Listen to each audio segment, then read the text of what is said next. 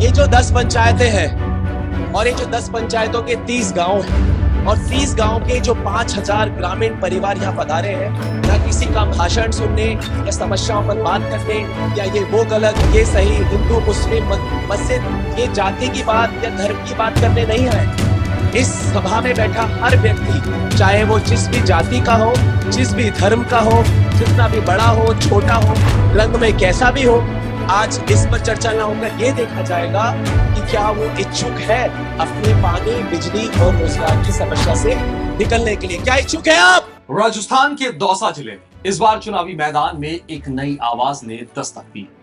विप्र गोयल IIT खड़गपुर से पढ़े विप्र, जो पहले योजना आयोग में अपनी सेवाएं दे चुके हैं, अब क्षेत्र के विकास के एक ठोस और समावेशी मॉडल के साथ राजनीति में उतरे।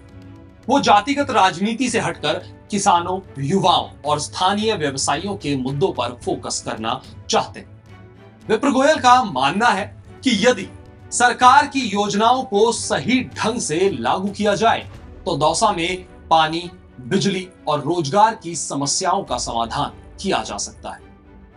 आपको बता दें, वो कहते हैं कि कैसे एक किसान परिवार अपनी जीविका चलाने के लिए भी संघर्ष कर रहा है और हर साल हजारों युवा बेरोजगार होकर गांवों में लौट रहे हैं। विप्र का मानना है कि राज्य में जो लाखों करोड़ों रुपए करदाताओं और अन्य स्रोतों से मिलते हैं, यदि उसके 10% का भी सही तरीके से उपयोग हो तो गांवों में 2 करोड़ से ज्यादा रोजगार के अवसर पैदा हो सकते हैं।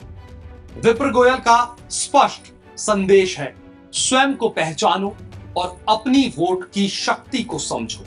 वो कहते हैं कि अगर इस बार जनता ने जाति धर्म से ऊपर उठकर विवेक के आधार पर वोट डाले तो क्षेत्र में एक नई दिशा और स्थिरता आएगी।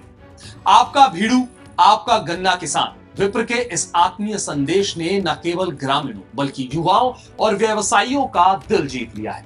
उनके इस संकल्प से स्पष्ट है कि यदि उन्हें जनता का समर्थन मिलता है तो दौसा एक समृद्ध और सशक्त क्षेत्र के रूप में उभर सकता है। क्यों कोई उस राह को चुने जिसमें द्वेष व ईर्ष्या की कमी ही नहीं? क्यों कोई उस राह पर चले जिसकी कोई मंजिल ही नहीं? आओ चले हम एक साथ एक ऐसे कर्म पथ पर जिसकी सृजन की गति कभी थमे ही नहीं।